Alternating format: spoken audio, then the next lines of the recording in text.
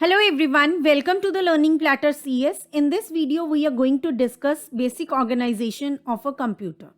This is a block diagram of a computer which shows us how computer works and what are the main components of computer.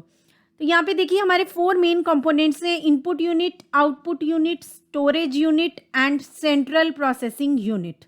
ठीक है, central processing unit में हमारे पास further आ जाता है control unit and arithmetic logic unit. Storage unit में हमारे पास 2 तरह की स्टोरेज होती है, secondary storage and primary storage. ठीक है, तब जब भी कोई भी यूज़र कुछ भी डेटा या इंस्ट्रक्शंस एंटर करता है, ठीक है, तो वो कहाँ जाती है, इनपुट यूनिट के पास जाती हैं. उसके बाद वो फर्दर या तो स्टोर होगी इस कंप्यूटर्स में कहीं पे जाकर स्टोर हो रही है या उस पर फर्दर कोई भी प्रोसेसिंग हो रही है. ठीक है, अगर उसे स्टोर करने के लिए एंटर किया गया है तो कहाँ जाएगी, वो स्टोरेज यूनिट के पास जाएगी. और इन केस उसके ऊपर जो भी डेटा एंटर किया कुछ प्रोसेसिंग करना चाहते हैं तो वो कहाँ जाएगी, सीपीयू के पास जा रही है और फर्दर अरिथमेटिक लॉजिक यूनिट के पास जाएगी. जो अरिथमेटिक लॉजिक यूनिट है ये करता है एक्चुअल कैलकुलेशंस. ठीक है, जो भी एक्चुअल कैलकुलेशंस हैं वो कौन करता है, अरिथमेटिक लॉजिक यूनिट. और जो ये कंट्रोल यूनिट है ये क्या करता है, सभी यूनिट्स की, ठीक है, जितने भी बाकी यूनिट्स हैं इन सभी के जो भी ऑपरेशंस हैं उन्हें कोऑर्डिनेट करता है, उन्हें कोऑर्डिनेट करके मैनेज करता है. ठीक है ना. तो जिस तरह से अगर हम कहें कि हमें सब चीज़ों को मैनेज करना पड़ता है अपनी डेली लाइफ में, तो उसी तरह से कौन यहाँ पे कंप्यूटर्स में कौन मैनेज कर रहा है, कंट्रोल यूनिट मैनेज कर रहा है, ताकि सब चीज़ें मैसअप ना हो. ठीक है ना, कि इनपुट यूनिट के पास सपोज अलग अलग प्रोग्राम्स के लिए अलग अलग इनपुट्स आ रही हैं या आउटपुट्स अलग अलग देने हैं, तो किस तरह से देने हैं, कब किस चीज़ को स्टोर करना है, कब किस चीज़ को कैलकुलेट करना है, ये सब चीज़ें कौन डिसाइड करेगा, कंट्रोल यूनिट डिसाइड करेगा. ठीक है, कंट्रोल यूनिट मैनेज करता है ये सभी चीज़ें. सभी यूनिट्स को कौन मैनेज करता है, कंट्रोल यूनिट मैनेज करता है. और देखिए अलग अलग तरह की स्टोरेज होती है वो हम आगे डिस्कस करेंगे. ठीक है, तो चलिए स्टार्ट करते हैं इनपुट यूनिट से. इनपुट यूनिट के फंक्शंस देख लेते हैं क्या क्या हैं मेन. तो जब भी यूज़र कोई भी इंफॉर्मेशन एंटर करता है, ठीक है, जब भी यूज़र इंफॉर्मेशन एंटर करता है तब वो इंफॉर्मेशन किस फॉर्म में होती है. देखिए यूज़र तो वही इंफॉर्मेशन एंटर करेगा जो लैंग्वेज वो समझ पाता है, उसी लैंग्वेज में एंटर कर रहा है. लेकिन कंप्यूटर जो है वो हमारी लैंग्वेज नहीं समझ पाता, कंप्यूटर अपनी लैंग्वेज समझता है. कंप्यूटर की अपनी लैंग्वेज क्या है, बाइनरी लैंग्वेज या जिसे हम कह देते हैं लो लेवल लैंग्वेज. ठीक है, तो कंप्यूटर तो सिर्फ यही लैंग्वेज समझता है. तो इनपुट यूनिट क्या करेगा, हमारे से इंफॉर्मेशन को एक्सेप्ट करेगा. ठीक है, जो भी हम इंस्ट्रक्शंस या डेटा एंटर करें उससे क्या करेगा, एक्सेप्ट करेगा. ठीक है, सो इट एक्सेप्ट्स और reads instructions and data from the outside world. सबसे पहला काम तो ये करेगा. सेकंड क्या करेगा, फिर जो भी हमने इंफॉर्मेशन एंटर किया उसे क्या करेगा, कन्वर्ट करेगा. So it will convert these instructions and data in computer acceptable form. अब उसे क्या करेगा, जिस फॉर्म में कंप्यूटर उस डेटा को एक्सेप्ट कर सकता है उस फॉर्म में उसे कन्वर्ट करेगा. ठीक है, हमारे से तो जो भी ले लिया इंग्लिश लैंग्वेज में ले लिया, अभी उसको किस लैंग्वेज में कन्वर्ट करेगा, फिर कंप्यूटर लैंग्वेज में कन्वर्ट करेगा, बाइनरी लैंग्वेज में क्या करेगा, कन्वर्ट करेगा. Then it supplies the converted instructions and data to the computer system for further processing. अब इनपुट यूनिट क्या करेगा, इनपुट यूनिट क्या कंप्यूटर को सेंड करेगा जो भी कन्वर्टेड इंफॉर्मेशन है. ठीक है, कन्वर्टेड इंस्ट्रक्शंस या डेटा है वो किसे सेंड कर देगा, आगे फर्दर कंप्यूटर सिस्टम को आगे की प्रोसेसिंग के लिए. तो इनपुट यूनिट क्या क्या करता है, सबसे पहले हमारे से डेटा और इंस्ट्रक्शंस एक्सेप्ट करता है, फिर उसे कन्वर्ट करता है कंप्यूटर एक्सेप्टेबल फॉर्म में, देन उसे आगे सेंड करता है फर्दर प्रोसेसिंग के लिए. Next we have output unit. Output unit क्या करता है, तो देखिए इसी तरह से कंप्यूटर के पास जो प्रोसेसिंग हुई लास्ट में वो रिजल्ट्स कौन सी लैंग्वेज में होंगे, जो कंप्यूटर एक्सेप्टेबल फॉर्म होगी. ठीक है, तो जो भी रिजल्ट्स होते हैं वो कौन सी लैंग्वेज में, बाइनरी लैंग्वेज में है सपोज. ठीक है, तो अभी जब यूज़र को वो रिजल्ट्स पास करने हैं तो वो किस में कन्वर्ट करने पड़ेंगे, ह्यूमन एक्सेप्टेबल फॉर्म में कन्वर्ट करने पड़ेंगे, जिसे जो यूज़र है वो समझ पाए. ठीक है, तो देखिए आउटपुट यूनिट क्या क्या करेगा, it accepts the results produced by the computer which are in coded form. तो ये क्या करेगा, सबसे पहले रिजल्ट्स जो कंप्यूटर के पास हैं, ठीक है, जो रिजल्ट्स कंप्यूटर ने जनरेट किए हैं जो कोडेड फॉर्म में हैं उन्हें क्या करेगा, एक्सेप्ट करेगा सबसे पहले, फिर उन्हें कन्वर्ट करेगा कोडेड रिजल्ट्स को ह्यूमन एक्सेप्टेबल फॉर्म में, and then it will supply the result converted results to the outside world. ठीक है, तो अभी आउटपुट यूनिट जो है वो क्या क्या करेगा, एक्सेप्ट करेगा कंप्यूटर से रिजल्ट्स कोडेड फॉर्म में है जो, देन उन्हें कन्वर्ट करेगा ह्यूमन एक्सेप्टेबल फॉर्म में, और फिर कन्वर्टेड जो रिजल्ट्स हैं उन्हें आउटसाइड वर्ल्ड को सप्लाई कर देगा. Next we have storage unit. तो देखते हैं स्टोरेज यूनिट क्या क्या स्टोर करके रखता है। तो देखिए storage unit of a computer system holds और stores the following: the data and instructions required for processing received from input devices. तो जब भी यूजर इनपुट डिवाइस के थ्रू कुछ भी एंटर करता है सिस्टम में, तो स्टोरेज यूनिट क्या करेगा, उस डेटा को और इंस्ट्रक्शंस को क्या करेगा, स्टोर कर लेगा। ठीक है, उसके बाद इंटरमीडिएट रिजल्ट्स ऑफ प्रोसेसिंग। तो अभी हम कुछ भी कैलकुलेशंस कर रहे हैं, like x is equals to हमने किया 2+3 and then y is equals to 5+x। तो देखिए यहाँ पे क्या करेगा, अभी ये क्या x की वैल्यू कंप्यूट कर ली स्टेप में, तो ये क्या हो गया, इंटरमीडिएट रिजल्ट हो गया कि अभी हमें फाइनल रिजल्ट निकालना है, फाइनल वैल्यू हमारी y की कंप्यूट होनी है। तो ये क्या इंटरमीडिएट रिजल्ट हो गया, अभी x की वैल्यू आगे भी यूज होनी है, तो x की वैल्यू को क्या करेगा, वो स्टोर कर लेगा। ठीक है, तो ये जस्ट एग्जांपल है कि इंटरमीडिएट रिजल्ट क्या हो गए कि इन बिटवीन जो हमारा प्रोसेसिंग हो रही है, कि इन बिटवीन भी कुछ रिजल्ट्स हमें स्टोर करके रखने पड़ सकते हैं। So that is intermediate results जो है प्रोसेसिंग के, उन्हें स्टोर करेगा। देन फाइनल रिजल्ट्स जो है प्रोसेसिंग के, उन्हें स्टोर करेगा। जैसे अभी एक्स वाई की वैल्यू जो है वो फाइनल है सपोज, तो उसे स्टोर करके रख लेगा जब तक वो रिलीज नहीं करता है आउटपुट डिवाइस के थ्रू। जब सेंट्रल प्रोसेसिंग यूनिट देखने से पहले देख लेते हैं डिफरेंट टाइप्स ऑफ स्टोरेज। तो दो तरह की स्टोरेज होती है हमारे पास, primary storage and secondary storage. ठीक है, तो जो प्राइमरी स्टोरेज है उसका एक एग्जांपल है हमारा रैम, और हार्ड डिस्क किसका एग्जांपल है, सेकेंडरी स्टोरेज का। ठीक है, हार्ड डिस्क किसका एग्जांपल है, सेकेंडरी स्टोरेज का। रैम किसका एग्जांपल है, प्राइमरी स्टोरेज का एग्जांपल है। ठीक है, रैम सब लोग अवेयर हैं, आजकल मोबाइल सिस्टम्स, मोबाइल सबके पास हैं, तो हम रैम की जनरली बात करते हैं, 2 GB है या 4 GB है, 6 GB है, 8 GB है। ठीक है, ये सब बातें होती रहती हैं, तो हमें पता है रैम क्या है। ठीक है, रैम कुछ है, इतना पता है, बाकी समझते हैं रैम है क्या। ठीक है, तो ये क्या है, रैम क्या है, प्राइमरी स्टोरेज है। ठीक है, पहले प्राइमरी स्टोरेज के बारे में देखते हैं, फिर रैम के बारे में देखेंगे। तो देखिए प्राइमरी स्टोरेज क्या है, क्या किस काम आती है, it is use to hold running program instructions. तो जितने भी प्रोग्राम्स हमारे एक बार में रन हो रहे हैं, ठीक है, अगर हमने फ़ोन पे अभी अपने व्हाट्सएप चलाया हुआ है, फेसबुक चलाया हुआ है, क्रोम चलाया हुआ है, कोई भी ब्राउज़र हम चला रहे हैं, यूज़ कर रहे हैं, तो जितने भी प्रोग्राम्स रनिंग में होती हैं, ठीक है, उन सभी की इंस्ट्रक्शंस को होल्ड करने का काम कौन करता है, प्राइमरी स्टोरेज करता है। Use to hold data, intermediate results and results of ongoing processing of jobs. तो जो भी हमारा डेटा है, जो भी ऑनगोइंग प्रोसेसिंग है, जो भी ऑनगोइंग जॉब्स हैं, उनका सभी तरह का डेटा, चाहे वो डेटा जो हमने इनिशियली एंटर की है, इंटरमीडिएट रिजल्ट्स हों, चाहे वो फाइनल रिजल्ट्स हों, वो सब कौन होल्ड करके रखेगा, प्राइमरी स्टोरेज होल्ड करके रखता है। ठीक है, इसी वजह से हमें आज की डेट में क्या चाहिए, जो प्राइमरी स्टोरेज चाहिए, वो हम क्या चाहते हैं कि वो हमारी जितनी मैक्सिमम पॉसिबल हो उतनी हमें मिल जाए। ठीक है, क्योंकि अगर 2 GB वाला फ़ोन लिया हमने, तो वो क्या होता रहेगा, हैंग होता रहेगा।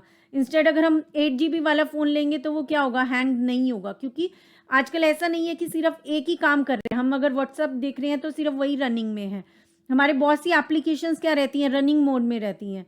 ठीक है, तो जितनी एप्लीकेशंस रनिंग मोड में होंगी उतना ही ज़्यादा हमें क्या चाहिए, रैम चाहिए होगा, ताकि हमारा जो सिस्टम है, जो भी हमारा डिवाइस है, वो एफिशिएंटली वर्क करता रहे। तो देखिए जो प्राइमरी स्टोरेज है वो फास्ट होती है as compare to secondary storage. Secondary storage slow होती है, प्राइमरी स्टोरेज क्या रहती है, हमारी फास्ट रहती है। स्मॉल कैपेसिटी होती है, मतलब उतना ज़्यादा नहीं होता, क्योंकि ये कॉस्टली होती है तो हम उतना ही मेमोरी ले पाते हैं। ठीक है, अगर हम प्राइमरी स्टोरेज की बात करें तो हम 8 GB ले रहे हैं, लेकिन अगर हम हार्ड डिस्क की बात करें तो हम 1 TB तक पहुंच जाते हैं। ठीक है, उसमें 512 GB भी हमें कम लगता है। ठीक है, तो देखिए वही है, तो हमारे पास क्या है, लिमिटेड होती है कैपेसिटी, स्मॉल होती है प्राइमरी स्टोरेज की कैपेसिटी, क्योंकि ये क्या होता है, कॉस्टली होता है। ये क्या है, आपका वॉलेटाइल मेमोरी है। ठीक है, ये वॉलेटाइल टाइप ऑफ मेमोरी है। वॉलेटाइल का मतलब क्या है, जैसे ही पावर गई, जैसे ही हमने टर्न ऑफ किया, तो जितना भी कंटेंट है इस मेमोरी में वो क्या हो जाता है, लॉस्ट हो जाता है। ठीक है, वो ख़त्म हो जाता है, क्योंकि जो जितनी भी हमारे एप्लीकेशंस रनिंग मोड में है वो क्या हो जाती हैं, बंद हो जाती हैं, वो क्या हो जाएंगी, क्लोज हो जाएंगी, और जितना भी डेटा यहाँ पे होगा प्राइमरी स्टोरेज में वो क्या हो जाएगा, लॉस्ट हो जाएगा, वो ख़त्म हो जाता है। तो जो प्राइमरी स्टोरेज है ये हमारी दो तरह की होती है, रैम एंड रोम। ठीक है, प्राइमरी स्टोरेज कौन कौन सी होती है, रैम एंड रोम। हमने बात की प्राइमरी स्टोरेज की अभी। ठीक है, जो मेमोरी होती है that is of 2 type, primary and secondary. ठीक है, मेमोरी दो तरह की होती है, प्राइमरी एंड सेकेंडरी। प्राइमरी में आगे फर्दर है हमारे पास रैम एंड रोम। ठीक है। इनके भी फर्दर टाइप्स होते हैं, वो हम किसी अलग वीडियो में कवर करेंगे, ठीक है। यहाँ पे हम ज़्यादा डिटेल में नहीं जाएंगे रैम और रोम की। तो देखिए रैम और रोम का थोड़ा सा बेसिक देखते हैं। RAM is random access memory, RAM. Primary storage of a computer is often referred to as RAM because of its random access capability. इसे हम रैम क्यों बोलते हैं? क्योंकि इसमें हम रैंडमली एक्सेस कर सकते हैं, जो भी हमारी लोकेशंस हैं, मेमोरी लोकेशंस हैं, उन्हें हम रैंडमली एक्सेस कर सकते हैं, ठीक है। जो भी डेटा है कंप्यूटर्स में भी इसी तरह से स्टोर्ड होता है। जैसे अगर आपका एक रजिस्टर है, उसमें आप अगर कुछ भी आप ढूंढ रहे हैं तो या तो आप सिक्वेंशली मूव करेंगे, पेज बाय पेज चेक करेंगे, या आप इंडेक्स देख के, बुक में क्या करेंगे, इंडेक्स देख के डायरेक्ट उस पेज पे मूव कर सकते हैं, ठीक है। तो हमारी जो रैम है ये भी क्या है, रैंडम एक्सेस प्रोवाइड करती है, ताकि हम क्या कर सकते हैं, रैंडमली किसी भी पेज को एक्सेस कर सकते हैं। ऐसा नहीं है कि हमें सिक्वेंशली मूव करना पड़ेगा, ठीक है। तो इस वजह से इसे क्या बोला जाता है, random access memory. RAM chips are volatile memory. ये क्या है, वॉलेटाइल मेमोरी है। दैट मीन्स इसमें से हमारा डेटा जैसे ही टर्न ऑफ हुआ सिस्टम तो क्या हो जाएगा, लॉस्ट हो जाएगा। A computer's motherboard is designed in a manner that the memory capacity can be enhanced by adding more memory chips. तो हमारे सिस्टम में जो भी हम अगर कंप्यूटर की बात करते हैं तो कंप्यूटर डेस्कटॉप में हमारा क्या होता है, एक रैम ऑलरेडी लगी हुई होती है। तो अगर हम एडिशनल रैम्स लगाना चाहते हैं तो वहाँ पे हमारे पास होता है ऑप्शन कि हम ऐड कर सकें, ठीक है, इन्हांस कर सकते हैं, हम अपने कंप्यूटर की कैपेबिलिटी को बढ़ा सकते हैं, ठीक है। ऐसा नहीं है कि रैम अगर 2 GB की लगी हुई है तो उसके ऊपर हम और रैम्स नहीं लगा सकते, ठीक है। 2-3 स्लॉट्स और होते हैं तो हम उसे बढ़ा सकते हैं।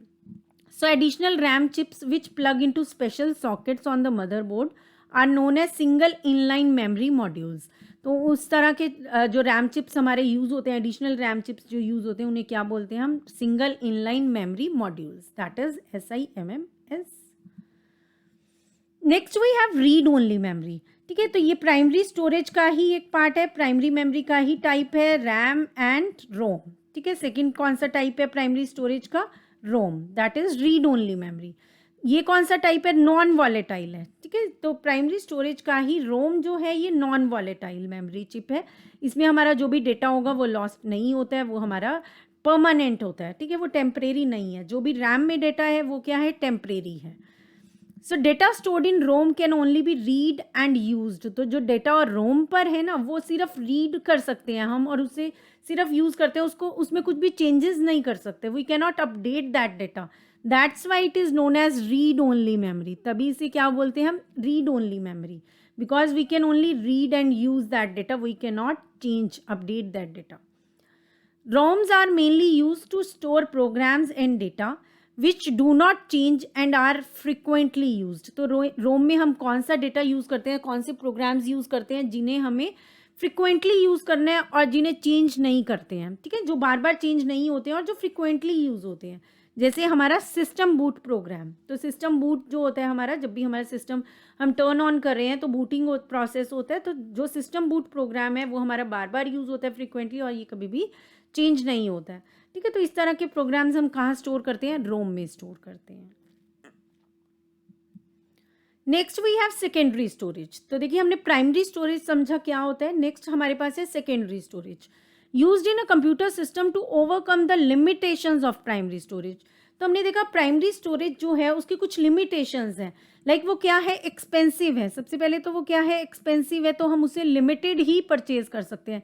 ऐसा नहीं है कि बहुत ज़्यादा क्वांटिटी में हम मतलब बहुत ज़्यादा हाई कॉन्फ़िगरेशन वाला ले सकते हैं, ठीक है। तो एक लिमिटेड रहता है हमेशा जो भी प्राइमरी स्टोरेज रहेगा, साथ के साथ वो क्या है, वॉलेटाइल मेमोरी है, ठीक है। तो इसलिए ये सभी जो हमारी लिमिटेशंस है इन्हें ओवरकम करने के लिए हम क्या यूज़ करते हैं, सेकेंडरी स्टोरेज यूज़ करते हैं।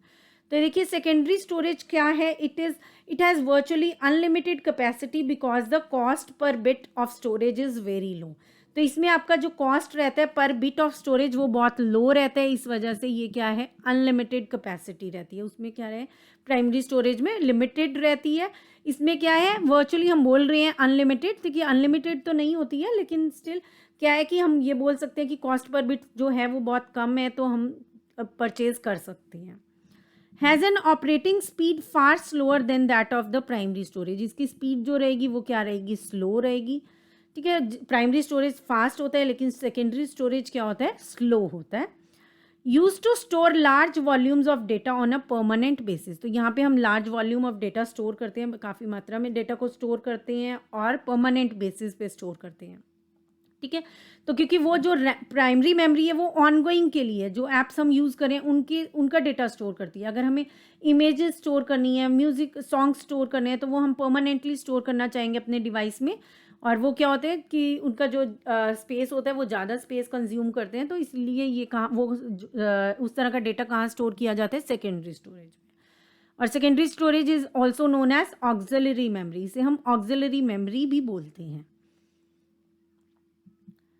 Next we have storage evaluation criteria. So here we have some parameters जिनके बेस पे हम क्या करते हैं, इन्हें कैटेगराइज करते हैं कि क्या हमें वो प्रोवाइड करा रहे हैं, किस तरह की फैसिलिटी वो दे रहे हैं और क्या डिज़ायर्ड है, ठीक है। तो देखिए स्टोरेज कैपेसिटी की अगर हम बात करें तो हमें लार्ज स्टोरेज कैपेसिटी रिक्वायर्ड है, लेकिन जो प्राइमरी स्टोरेज है वो हमें किस तरह की मेमोरी दे रही है, स्मॉल स्टोरेज दे रही है, और सेकेंडरी क्या देता है, लार्ज स्टोरेज देता है हमें।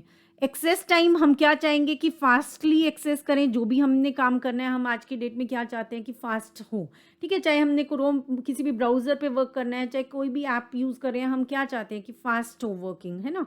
तो लेकिन यहाँ पे आपको प्राइमरी स्टोरेज फास्ट देता है और सेकेंडरी स्टोरेज क्या देता है, स्लो देता है। सेकेंडरी स्टोरेज क्या है, स्लो है, ठीक है। ये हम अभी नेक्स्ट देखेंगे कि किस तरह से ये ऑर्गेनाइज्ड है, सीपीयू के साथ किस तरह से ऑर्गेनाइज्ड है मेमोरी, तो उससे आपको समझ में आएगा क्यों ये फास्ट है और क्यों ये स्लो है।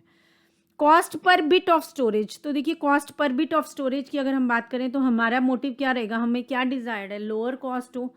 लेकिन जो प्राइमरी स्टोरेज है वो उसकी कॉस्ट क्या रहती है, हाई, और सेकेंडरी स्टोरेज की क्या रहती है, लो रहती है।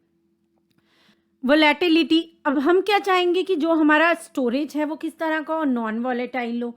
ऐसा नहीं हो कि हम टर्न ऑफ करें और डेटा सब गायब, है ना। तो जो प्राइमरी स्टोरेज है वो किस तरह का है, वो कौन सा टाइप है स्टोरेज का, वॉलेटाइल है। लेकिन सेकेंडरी स्टोरेज क्या है, नॉन वॉलेटाइल मेमोरी है।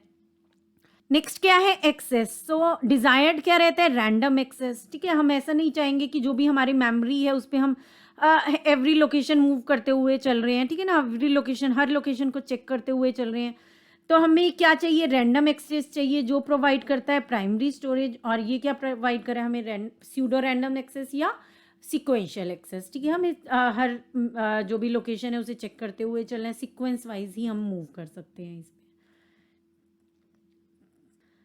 नेक्स्ट हमारे पास है प्रोसेसर और memory architecture of a computer system, ठीक है। तो यहाँ पे समझते हैं कहाँ प्रोसेसर है और कहाँ पे डिफरेंट टाइप्स ऑफ मेमोरीज हैं, ठीक है। तो इससे हमें समझ में आएगा कि क्यों हमें प्राइमरी मेमोरी में कम टाइम लग रहा है, या कैशे मेमोरी है उसमें कम टाइम लग रहा है, या रजिस्टर्स को एक्सेस करने में और कम टाइम लग रहा है, क्यों ऐसा है। तो देखिए ये सेंट्रल प्रोसेसिंग यूनिट है, ठीक है। सेंट्रल प्रोसेसिंग यूनिट शो किया हुआ है, ये कंट्रोल यूनिट है, और ये क्या है, अरिथमेटिक लॉजिक यूनिट है। तो देखिए अरिथमेटिक लॉजिक यूनिट के पास भी क्या होते हैं, कुछ रजिस्टर्स होते हैं, और कंट्रोल यूनिट के पास भी क्या होते हैं, कुछ रजिस्टर्स होते हैं, ठीक है। तो ये रजिस्टर्स जो होते हैं ये भी क्या है, एक मेमोरी है। रजिस्टर्स भी क्या है, एक मेमोरी है जो सबसे पहले एक्सेस होती है, ठीक है ना। सबसे पहले सबसे फास्ट एक्सेस कौन सी मेमोरी कर पाएंगे हम, रजिस्टर्स को कर पाएंगे, ठीक है, क्योंकि ये सीपीयू में ही है, ठीक है। ये because all these registers reside in CPU only, तो इसलिए सबसे पहले अगर हम यूज़ करेंगे। लेकिन इनकी मेमोरी क्या होती है, इनके जो स्टोरेज है वो बहुत ज़्यादा लिमिटेड है, ठीक है। ये बहुत कॉस्टली होते हैं, तो इसलिए ये क्या है, लिमिटेड है, लिमिटेड अमाउंट ही अवेलेबल है हमारे पास। जो बहुत ज़्यादा फ्रिक्वेंटली यूज़ हो रहा है वही चीज़ आपका रजिस्टर में आता है, ठीक है। जो जिस वेरिएबल को हम बार बार यूज़ कर रहे हैं सिर्फ वही चीज़ कहाँ आएगी, रजिस्टर्स में आ रही है, ठीक है। तो देखिए उसके बाद हमारे पास क्या आ जाता है, कैशे आता है। उसके बाद मेमोरी में कौन सी मेमोरी आती है, कैशे मेमोरी आती है सबसे पहले। तो कैशे मेमोरी भी क्या है, कॉस्टली है as compare to primary memory, ठीक है। उससे भी कॉस्टली है, प्राइमरी मेमोरी से भी कॉस्टली होती है। तो कैशे भी हमारी क्या होती है, एक लिमिटेड होती है, ठीक है। जिस तरह से हमने बात की कि प्राइमरी मेमोरी लिमिटेड होती है और सेकेंडरी मेमोरी हम अनलिमिटेड कंसीडर करें, तो उसी तरह से मेन मेमोरी जो है प्राइमरी मेमोरी, ठीक है, वो भी क्या है, एक लिमिटेड है, ठीक है। प्राइमरी मेमोरी भी लिमिटेड है, तो इसी तरह से आपकी जो कैशे है वो भी लिमिटेड है और रजिस्टर्स भी लिमिटेड है। लेकिन अब यहाँ से हम सीक्वेंस समझ पाएंगे। तो देखिए यहाँ से हम सीक्वेंस को समझते हैं। सीक्वेंस क्या रहेगी आपकी, अगर सीपीयू ने सबसे पहले चेक करना है तो वो कहाँ चेक कर रहा है, रजिस्टर्स में देख रहा है, फिर कैशे में, then cache, after that main memory and then primary memory या main memory and then secondary memory. ठीक है, तो इसीलिए जब भी हम सेकेंडरी मेमोरी को एक्सेस कर रहे हैं तो हमारा टाइम क्या लगता है, ज़्यादा लगता है मेन मेमोरी के कंपैरिजन में। ठीक है, तो पहले वो कंटेंट कहाँ देख रहे हैं, मेन मेमोरी में, और फिर सेकेंडरी मेमोरी में। तो देखिए ये सेंट्रल प्रोसेसिंग यूनिट है, ये इनपुट आउटपुट डिवाइसेस हैं। यहाँ कंट्रोल यूनिट और अरिथमेटिक लॉजिकल यूनिट है जिनके पास अपने कुछ रजिस्टर्स हैं। यहाँ पे चेक करने के बाद कौन सी मेमोरी आ रही है, कैशे मेमोरी आ रही है, फिर उसके बाद कौन सी मेमोरी है, मेन मेमोरी, और साथ में फिर रैम रोम प्रोम ये सब मेमोरीज हैं हमारी, और फिर इसके बाद आएगी सेकेंडरी मेमोरी। तो ये हमारा प्रोसेसर और मेमोरी का आर्किटेक्चर रहता है एक कंप्यूटर सिस्टम में। ठीक है, तो इससे हम समझ पाएंगे कि सीपीयू कहाँ है, कंट्रोल यूनिट कहाँ है, इसका एएलयू क्या है, और रजिस्टर्स क्या हैं, रजिस्टर्स भी क्या हैं, एक मेमोरी है। ठीक है, डिकोडर अलग चीज़ है, जो रजिस्टर्स हैं वो हमारे मेमोरीज हैं, और इसी तरह से कैशे मेमोरी है, फिर प्राइमरी मेमोरी है, देन सेकेंडरी मेमोरी आएगी। ठीक है, next we have central processing unit. It performs all major calculations and comparisons, activates and controls the operations of other units of a computer system. Two major components are there, two basic components are there, control unit and arithmetic logic unit. No other single component of a computer determines its overall performance as much as the CPU. तो देखिए दो main components हैं CPU के, ALU and CU, जिनको मिलाकर बन रहा है हमारा सेंट्रल प्रोसेसिंग यूनिट। तो जो भी सारे कैलकुलेशन और कंपैरिजन वाले टास्क होते हैं वो कौन परफॉर्म करता है, सेंट्रल प्रोसेसिंग यूनिट परफॉर्म करता है। ये एक्टिवेट करता है और कंट्रोल करता है सभी ऑपरेशंस को, सभी यूनिट्स के सभी ऑपरेशंस को। ठीक है, और सारी परफॉर्मेंस भी यही क्या करता है, डिटरमिन करता है। Next we have arithmetic logic unit, जो एक कंपोनेंट है हमारा सीपीयू का। तो देखिए ये एक यूनिट ऐसा है कंप्यूटर सिस्टम में जहाँ पे एक्चुअल एग्जीक्यूशंस होती हैं, जहाँ पे एक्चुअल एग्जीक्यूशंस होती हैं इंस्ट्रक्शंस की। ठीक है, it is the place where the actual executions of the instructions take place during processing operation, जहाँ पे सारी प्रोसेसेस, जो भी प्रोसेसेस आई हुई हैं उनमें जो भी एग्जीक्यूट करना है वो कहाँ होगा, एएलयू में होगा। Actual execution of instructions take place in ALU, has some special purpose registers, इसके पास कुछ special purpose registers होती हैं, has necessary circuitry to carry out all the arithmetic and logic operations included in the CPU instruction set. तो इसके पास necessary circuitry रहती है जो क्या करेगी, perform करेगी जितने भी arithmetic और logical operations होते हैं। Next we have control unit. Control unit of a computer system manages and coordinates the operations of all other components of the computer system. तो कंट्रोल यूनिट क्या करेगा कंप्यूटर सिस्टम का, ये manage करेगा और coordinate करेगा सभी ऑपरेशंस को, किसके, जितने भी कंपोनेंट्स हैं कंप्यूटर सिस्टम के, जितने भी बाकी कंपोनेंट्स हैं कंप्यूटर सिस्टम के, उन सभी कंपोनेंट्स के जितने भी ऑपरेशंस हैं उन्हें क्या करेगा, मैनेज करेगा और कोऑर्डिनेट करेगा। ठीक है, ये अपने आप में एक्चुअली कुछ भी एग्जीक्यूट नहीं करता है, क्या करेगा, कंट्रोल करेगा। ठीक है, ये सभी चीज़ों को कंट्रोल कर रहा है। So it is one of the two basic components of CPU, acts as the central nervous system of a computer system. तो हमारा जो कंट्रोल यूनिट है इसे हम क्या बोलते हैं, nervous system of a computer system, और सीपीयू को हम कई बार हार्ट ऑफ द कंप्यूटर बोल देते हैं। ठीक है, selects and interprets program instructions and coordinates execution. तो ये सिलेक्ट करता है और इंटरप्रेट करता है प्रोग्राम इंस्ट्रक्शंस को और कोऑर्डिनेट करता है एग्जीक्यूशन को। Has some special purpose registers and a decoder to perform this activities. इसके पास कुछ स्पेशल पर्पस रजिस्टर्स होते हैं और डिकोडर होता है जिनकी हेल्प से ये सभी एक्टिविटीज को परफॉर्म करता है। So that's all for this video. Thanks for watching and stay connected. And don't forget to subscribe the channel for more upcoming videos.